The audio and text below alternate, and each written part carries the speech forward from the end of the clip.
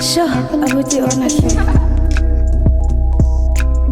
Where the infrastructure is happening, they are getting electricity.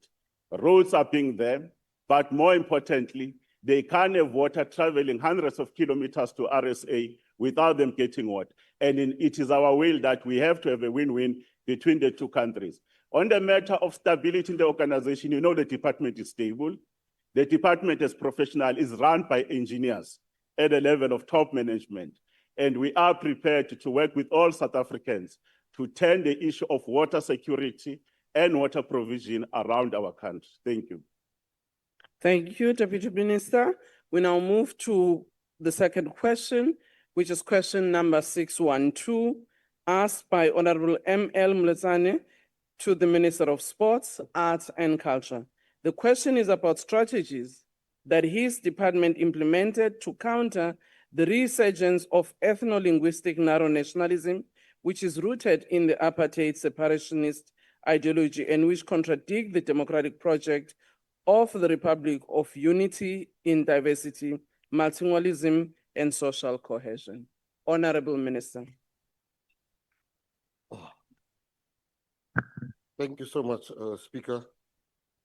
Thank you, Ms. Moletani, for the question. I'm not aware of any resurgence of any ethno-linguistic narrow nationalism in South Africa. It would be helpful if the Honorable Moletani could be clearer on which language she believes is surging and thus threatening to remove and replace other languages. Once I have greater clarity on what the threat she has identified might be, it would be easier to explain what strategies would be needed to replace such narrow nationalism as alleged. That being said, I'm happy to point out that the Use of Official Languages Act 12 of 2012 recognizes government's usage of official languages of South Africa to provide information, access, and ensure that services are accessed in citizens' languages of choice. I can share with this House that I've just returned from our fellow BRICS country, Brazil, where 99% of the population speaks the colonial language, Portuguese. We can still learn a few things, though, from our Brazilian comrades on what it means to be a socially cohesive nation. One can also contrast Brazil with another BRICS country, India, which has twice as many official languages as we do, 22, where there are at least 121 full languages and 270 mother tongues. States in India can choose their own official languages or language through legislation, reflecting the linguistic diversity. Despite the fact that they are living in a gigantic Tower of Babel, India is developing and growing more rapidly than South Africa, and they show remarkable social cohesion.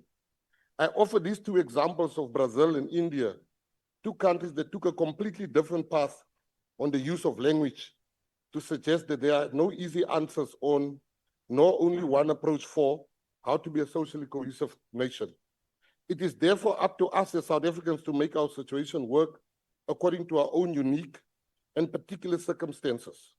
In many ways, we have done well, despite the fact that English dominates our society so much.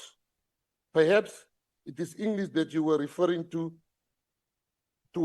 as what might be defined as narrow ethno-lingualism, but we should be cautious not to vilify this language, as it offers us the ability to communicate across the divides of race, ethnicity, and culture, and it is more likely to bring us together as a nation than drive us apart. Remarkably, the fact about English is true despite another fact, that it is the first language for less than 10% of our population. Zulu, Xhosa, and Afrikaans are spoken far more at home than English. No doubt the reason English has emerged as our lingua franca is in part due to the cultural dominance of the West, as well as our own colonial history. It would be difficult to shift this now. Despite past suggestions from other parties that we should start speaking Swahili, of all things, supposedly to in tribute to Pan-Africanism. That being said and acknowledged, we are nevertheless making strides to accord all our official languages respect, especially the historically marginalized languages. The department is working on amending the Use of Official Languages Act 12 of 2012 to include South African Sign Language as the 12th official language of the country, in line with the Constitution 18 Amendment Act 3 of 2023 that has made South African Sign Language the 12th official language of the country. The department recognizes the equality of languages before the law, while also celebrating national unity in diversity. These measures are intended to ensure sound language management by the national government. Thank you, Honorable Minister. Your you. time is up. Thank Honorable Mletsane. Thank you, Speaker. Minister, how does the department measure both the effectiveness and impact on this initiative in relation to persistent and divisive ideologies that threaten our constitutional division of a unified, diverse, and multilingual society? Thank you, Speaker. Thank you, Minister. I don't understand the question. I really don't understand the question. If you can just repeat the question kindly. Okay, maybe before I ask you can take a seat, Minister. Earlier on, in answering the question, Honorable Member, the Minister said it might be good to give clarity on your question, especially where do you see a resurgence of a language that might be dominating? But he further on, as he answered, to say maybe you may be relating to English, and he further indicated what the department is trying to do to accommodate all languages and using various countries, sharing experiences of what those countries have done. So he now wants, I'm not sure whether you may be able to give the clarity or else you might be much more specific on your question so that the minister is able to answer you. Honorable Member. Thank you, Speaker. I was talking about the language of English, Okay. which our children are forced to use at school, and it's now starting to overcrowd our mother tongue language. All right.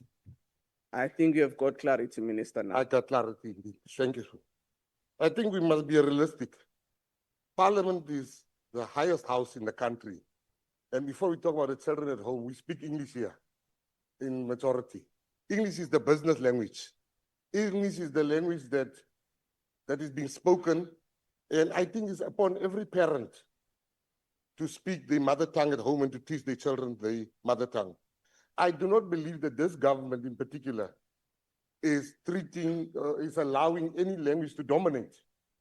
When democracy happened, other languages were given preference. Other languages, money were put into other languages so that we can speak languages.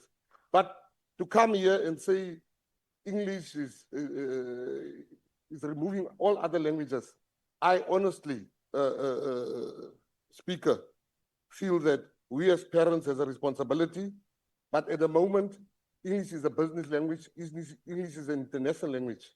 And I just think we should build on other languages whilst we still speak English. And when we are at the level where we have dictionaries, where we can converse, where books are written in our languages. But I think the government has done really well so far in promoting other languages. Thank you very much. Thank you. The next question is from Honorable G. Mkunu. Thank you, Chair. Given the concerning rise of ethno-linguistic nationalism, what specific programs, initiatives, or policies has your department implemented to actively counter this ideology? Furthermore, what measurable outcomes, such as increased multilingualism, strengthened social cohesion, or reduced intergroup tension, can you demonstrate as evidence of progress in promoting national unity? Languages like English has overtaken our native languages. Even at school, we do not learn in our mother tongues, and Khoi and San is still not recognized in the Constitution. This has affected our preservation of culture. Other countries like China, Russian, and the Middle East, they learn in native languages and use it as an official language. Thank you, Honorable Minister.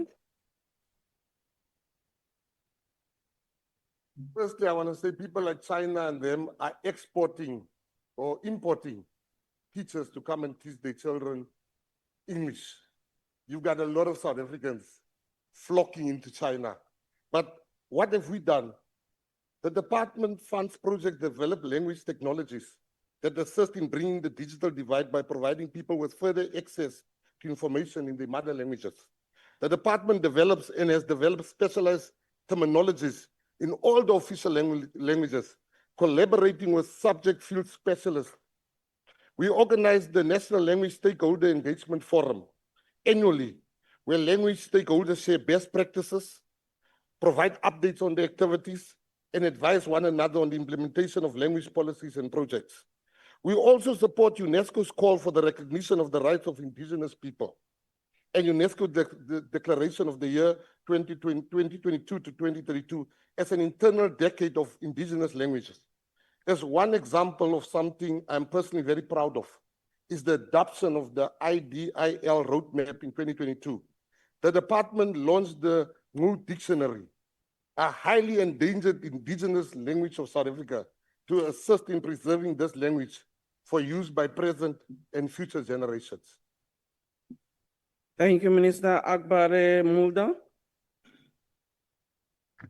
Thank you, Honourable Speaker. I think this is a very good and a very interesting debate we are having with regard to this issue.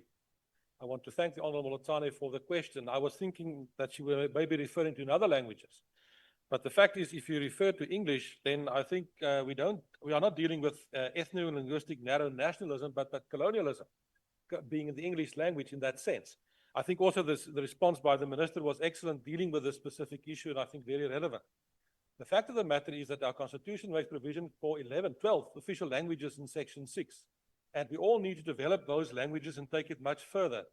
What I would like to ask the Minister then, if it's necessary to look at different strategies in terms of how do we take this forward, that the Minister also takes into consideration Section 31 of the Constitution, that clearly makes provision for persons belonging to these groups, communities, cultural, religious, linguistic, etc., to allow them the right to develop those communities, to use those languages, and to take that further in a positive manner. I think is a very positive debate. Thank you.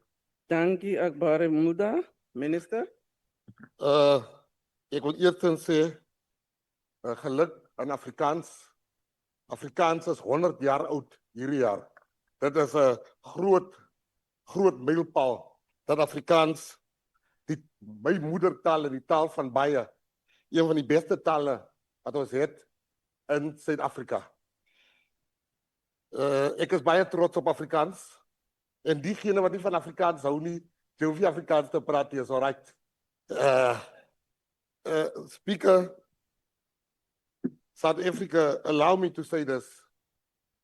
I went to the University of Limpopo, and I was attacked by one of the professors telling me, you just speak English, you must speak all languages, and you guys don't promote the languages. I said to him, Professor, you gave me a tour of the very same university before I spoke here. All the signs were in English. Should you not start here as a professor to change that?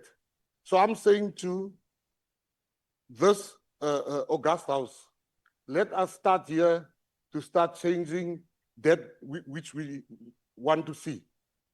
Let's start particularly with these people that sit down when the Afrikaans part of the national anthem is playing. Let's find them. And then they will start standing up. I never met no name here. So I just want to make that clear, Speaker. Thank you. Thank you. Honorable Member, what's your point of order? With respect, Speaker, Yeah. we don't sit down when the Afrikaans part is being sang. We sit down when Distem is being sung. So the minister must not mislead the people of South Africa. We don't have a problem with Afrikaans. We have a problem with Distem. Thank you very much, Speaker. Because I say Afrikaans Order. version of the national anthem. that was not a point of order. And the minister had not made any reference to any individual by any name or group, just as those people. So, ungazivezi, ungakavezu. Honorable Sally.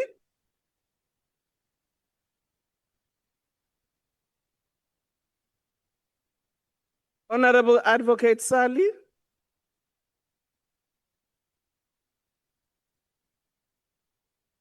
Okay, thank you very much. She has missed her turn. She's not on the platform. She's not also advised the table who will take the question. We now move to the, Honorable Khan. Let's move to the third question, which is question number 582 that has been asked by Honorable M.O. Clark to the Minister of Health. The question is about the total expenses incurred Nothing. Sure, I would do honestly.